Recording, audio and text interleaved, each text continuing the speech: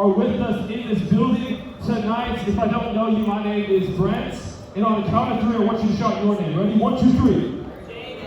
Okay, I think I'll remember that. I think I'll remember all those names. Man, I'm so thankful for you. Oh, we got some videos. Let's go. Little intro.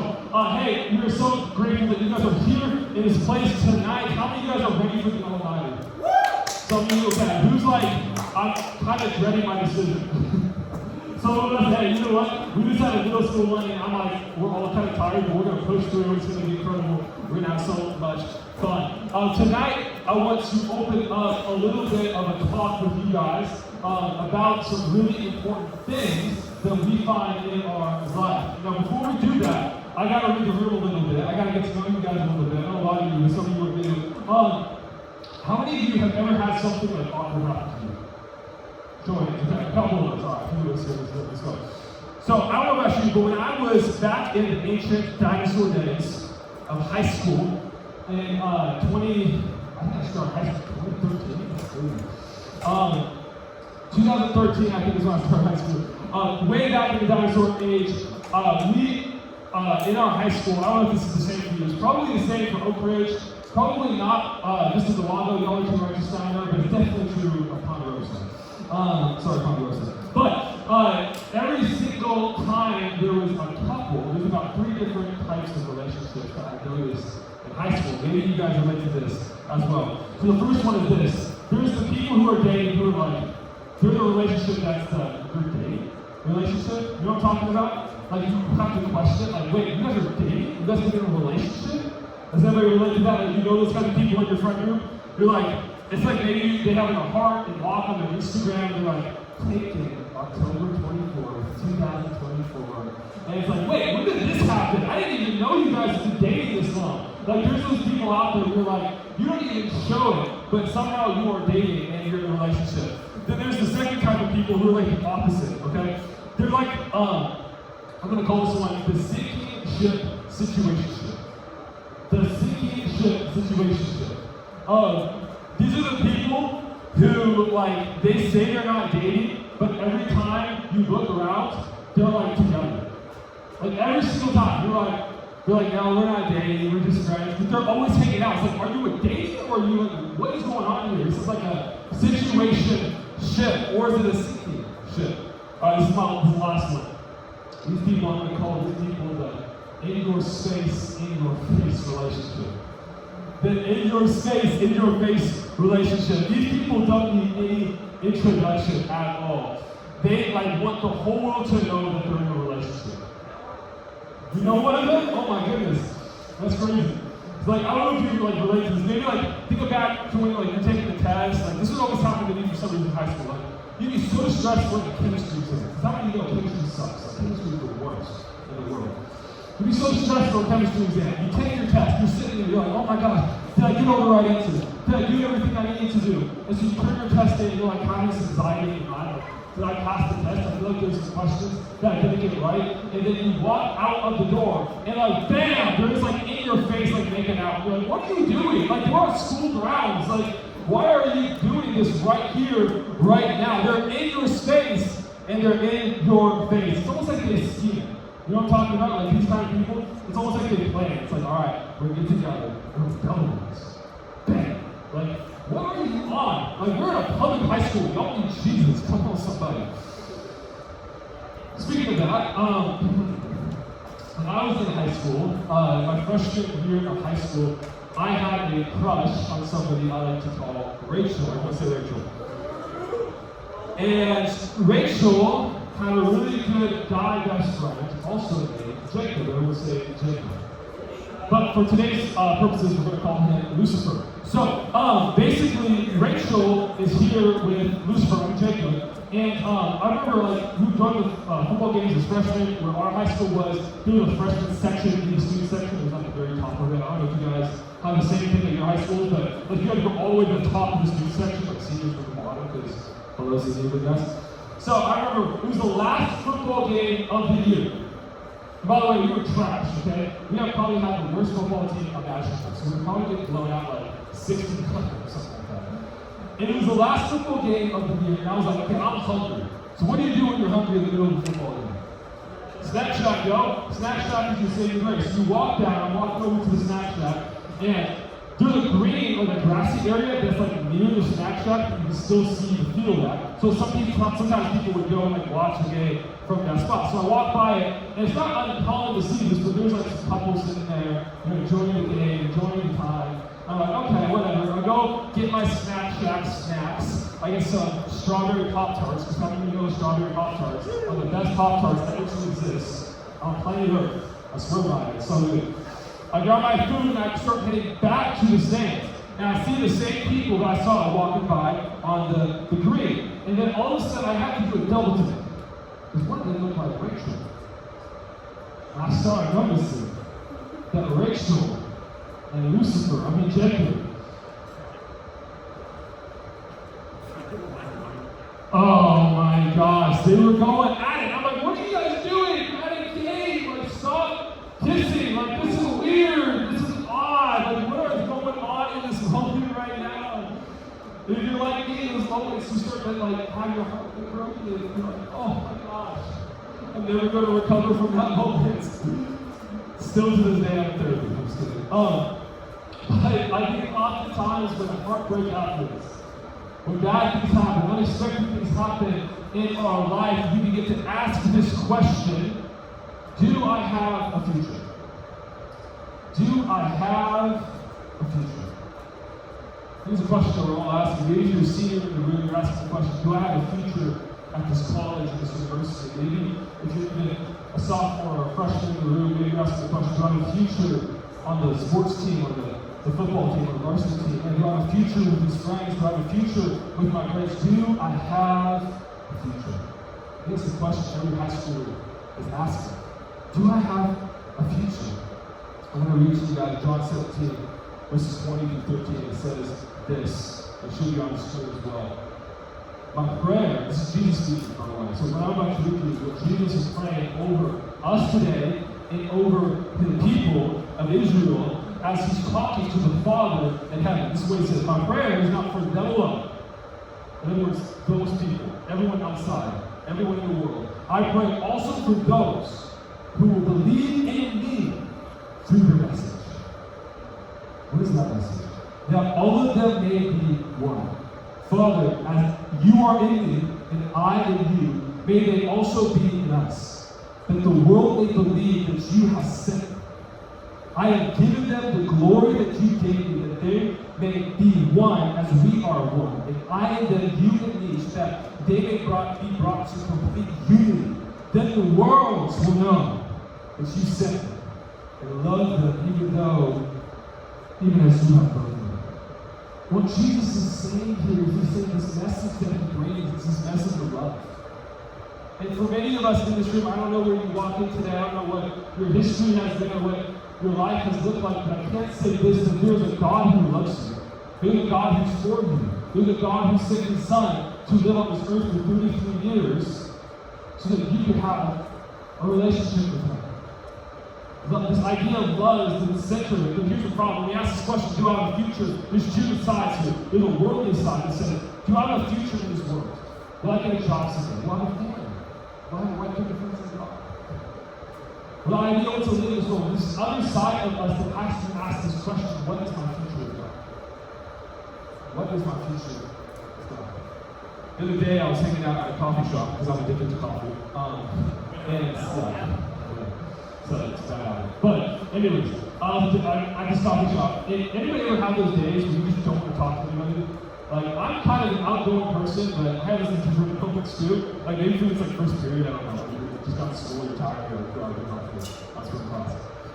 But that was like that day. And I sat down, I'm like, I actually was message prepping for this message. And I had this whole thing in my mind. I was like, I'm ready to go prep it. I'm going to sit down for like an hour. I'm going to do this work. And then at the end of it, I'll be able to go home on Saturday. So I was like, I'm going to go relax at home, all this kind of stuff. And so here I am. I grab my coffee. I hadn't had my coffee yet that day, which is not a good thing, okay? I grab my coffee. I sit down. And this guy is sitting next to me. He turns around. He's like, what's up? I'm like, bro, you're talking to me? Like, I was like, very good sometimes. You're like, bro, are you talking to me right now? Like, yeah, what's up? I'm like, what's up? Like, what's your name? I'm like, oh, no, bro, I'm just trying to get work done. I'm not trying to talk to people right now. And I was like, well, my name is Brett. What's your name? He said, my name is Raphael. I was like, oh my goodness, okay. And so here we are talking, and I just feel the Lord start tapping on my heart, saying like, hey, this is what you're here for. I'm like, okay. So we start talking about this. He's like, what do you do for a living? And I get this question, sometimes I don't know how to respond. He's like, I guess I'm a teacher to teenagers to help them in life, right? And you like that answer, so I'm like, okay, I work for a church. And when you say you work for a church, you get like two types of responses. You get one that's like the pause, and you're like, oh, that's interesting. That's kind of cool. You're like, oh, they don't like that. Then there's the other one that's like, oh, you work for a church? I go to this church. What do you do at your church? It's like overwhelming, like, right? And so there was that one was the pause, and I was like, oh, here we go. And this guy would not let up. But the cool thing was about this conversation is that he started asking questions about God. He started asking questions about what I believe. And as I was sitting here talking to him about these things, these specific things that were happening in my own life, in my own journey with God, he started to express the concerns that he had in his own life. So for him, he started asking these questions about, for him, he couldn't believe why Christians were so judgmental. He couldn't believe why Christians were hypocritical. Why people who claim to follow Jesus preach that, but then their life looks so different. And as I was sitting there and I was thinking, I was starting to realize, you know what? In a sense, sometimes he's right. Sometimes Christians are judgmental. Sometimes people who follow Jesus do mess up. You're right, Raphael. Sometimes Christians are hypocritical. Sometimes we say one thing and then we do another. We go to that party that we shouldn't go to. We go further across the line than we should ever go.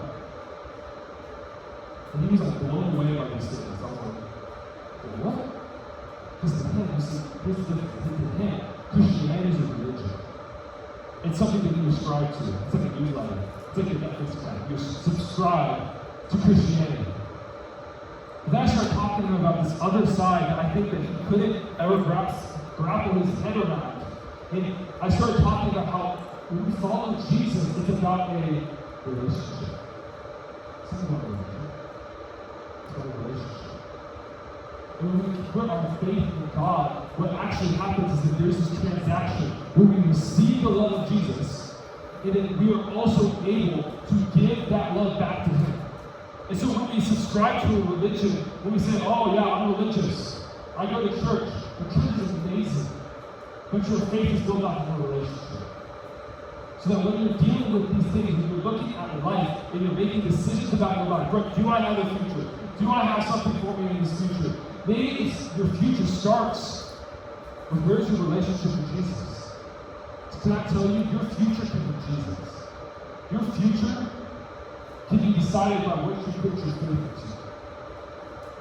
The mechanism to be able to make decisions oftentimes comes through His Word. And the reason why the Word is a lamp to our feet and a light to our path is because God put that in our place so that we could understand, so that we could know how to live in this fallen, broken world. I think we can all agree that our world is broken. But there are some difficult things in the schools, in the high schools, in the sports teams, that you have to face on a day-to-day basis. And Jesus is the answer to all of those things. As we close tonight, I want to I recognize that there's some of us in this room who, as we've been walking through this week, maybe, as we've been deciding what we want to do with our life, and maybe making these big decisions, you have to figure out, what am I going to put my faith into? Maybe for you, where am I going to stand? What are some things that I'm going to stand on? What are some things I'm going to believe about myself? Believe in my own heart about who I am as a person. About 2,000 years ago, there was this guy named Yeshua. It's actually the name of the Hebrew Bible, but his name is Jesus to us today. And he enters the city of Jerusalem. He has this band of cronies around him, about 12 or so. And as they're hanging out and chilling and all of these things, one of them betrays Jesus. Long story short, cuts off, he brings some guards here, His ear gets cut off from the guards. Jesus heals it. He gets thrown to this guy in the Sanhedrin. He has to talk about, hey, is Jesus guilty or not? It's like the Supreme Court, essentially. And at the end of it, there's this scene where Pilate, who's the governor over all of Israel, was standing up on this massive platform, and the people are all down below, and all of them want to crucify Jesus. All of them want to get rid of Jesus. And as he's standing up here on this platform, he knows that Jesus is innocent. So he's like, why would I crucify Jesus? Why would I bring Jesus to death? He hasn't done anything. He's healed people. He's loved people. He's given his life for them. Why would I crucify Jesus? And as he's sitting here, they start chanting, we want Barabbas, crucify Jesus, we want Barabbas. And so this guy named Barabbas, who's essentially this thug, this criminal, comes out from the chains, and he starts walking into the square with his thug friends all hyping him up, like, yeah, you're out, bro, let's go. You're out of jail. You've been in there for way too long. Let's crucify this Jesus guy. Barabbas is free. Because from in their mind, their future lied in a new kingdom apart from the Roman Empire. And so they thought, we could Barabbas, we'll have a revolution. We could overthrow the Roman Empire. But what they missed was a Savior that was right for them. And how many times have we missed that Savior too? How many times have we missed the hands of Jesus who just reaching out to us on our worst day, on our hardest day? How many times have we actually decided in our own life, when Jesus is right here, right now, trying to touch your heart, say, hey, you know what? I know it's hard. I know life is difficult. I know the sickness things about you. I know you're trying to make some big decisions right now, but I tell you, I'm here for you. Above all else, I love you.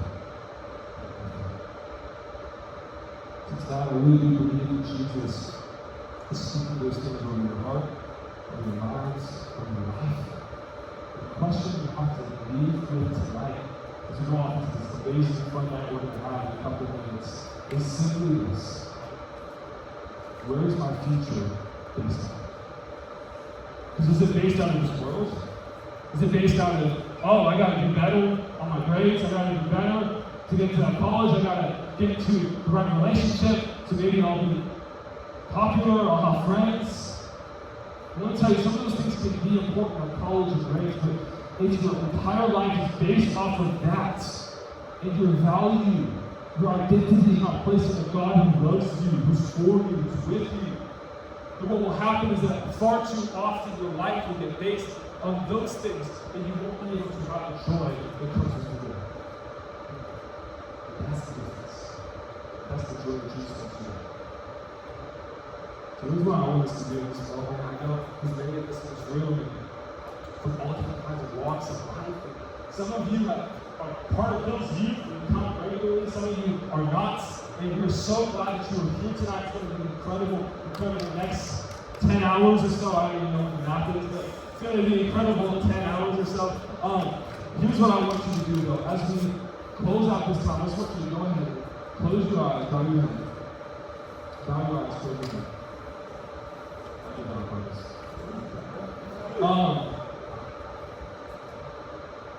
In this moment right now, I just want you to ask yourself that question. Where is my future based on? Is it based out of a friend group? Is it based out of a person? Or is it based out of the future that God's placed for me? It says in His Word, and He knows that the Lord has gone before us and has established our steps. And His ways are higher than our ways. That His thoughts are higher than our thoughts. That no matter what you have been dealing with, He is bigger than your biggest threat, your biggest enemy in life. And that is the God that we serve. And that is the God that's here for you today.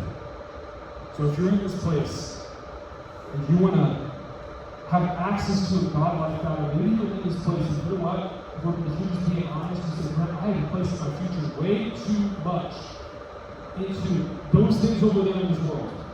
And not enough into the love that God has for me. Not enough into the future that God has placed in front of me. But I want to know that future. I want to know the God who loves me, who's for me, and who's with me. If that's you tonight, I just want you to pray this simple prayer for me. I just want you to pray, Jesus, I love you. God, I'm so thankful for you. God, want to surrender everything about me, God, my whole life to you. I want to give it all, Lord Jesus, all of the great things of my life, all of my hurts and all my worries. All of the celebrations of my life and all of the things that I feel. Because to Jesus, we're all equal. So Jesus, I want to give you my life. Forgive me of anything that I've done wrong in my life. And God, I want to place my future in you. God, I want to place my hope in you. I want to place my trust in you, the one who never failed, the one who never gives up, the one who took the cross for Barabbas when Barabbas deserved it, and he was sitting there. So God, I want to thank you, Lord, for every single person in this room who wants to take that step and to declare in their own life that I have a future, that I have hope, and that I have something bigger in store for me than not just what the world has, but what God has placed before me. So thank you, Jesus. God, I love you, I adore you, and I worship you. I know that many of you in this room who are making some of these decisions and having some of the thoughts in your head right now, I know that maybe that you feel something in your heart. You just want to say, God might be touching your heart tonight. God might be speaking to you. But I would not just throw it off to the side. I would actually lean into what God is saying to you. I would lean into those things that God is trying to place in your heart, even in this moment. Because I cannot tell you that God is such a great God. He's such a great Father. He's a good Father. He's someone who loves us and is for us and walks before us and establishes our steps so that we don't have to worry. We can trust the process. Trust in the process of Jesus to lead us on our way. God, we love you. We're so thankful for you. To your name we pray. Everyone said, amen. All right, here's what I need you to do. Before we go into our next day, I'm going to take out your phone real quick. We got a survey. Could you bump some images back there? Okay. Mr. Kate Enoch, Steve Mark, legendary tech director tonight. Come on, let's go. Yeah, I know, I'm going to do it. Oh, he's got to go. All right, everyone go ahead and scan his QR code as I leave the table. There's some questions on it, and we'll come back.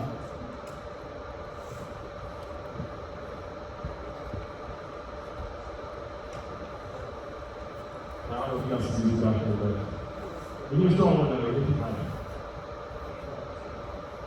Or I could just say it pretty soon. I'm not singing. On this QR code, there are a couple of questions, and it should take you about 2 seconds. But just go ahead and try to answer those.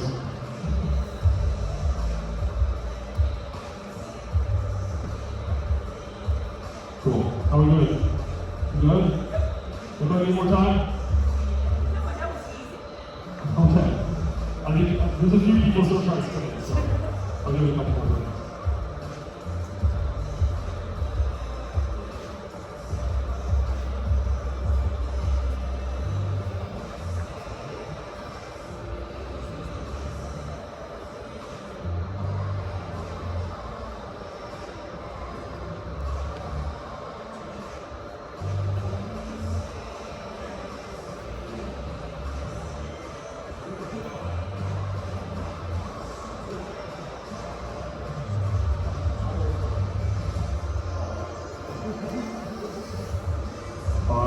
How are we doing?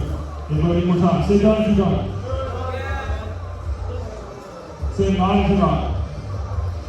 Okay, we still got a few more. Talk amongst yourself. Talk about what's better, drinking Chick-fil-A. Oh, I heard some Chick-fil-A out there. Someone said Chick-fil-A and now we're going to change. That's crazy. Alright, we good? Baby? Alright, I think we're gonna call it good. Cool. Hey, here's what we're gonna do. I'm so appreciative of you guys and thank you for the worship message. We're about to have a lot of fun, and so here's what I need you guys to do. We need to reset this room a little bit, so take 5, go grab some water, go to the bathroom if you need to, and we'll be back here in 5-ish, 6-ish minutes, alright? We'll see you in a little bit.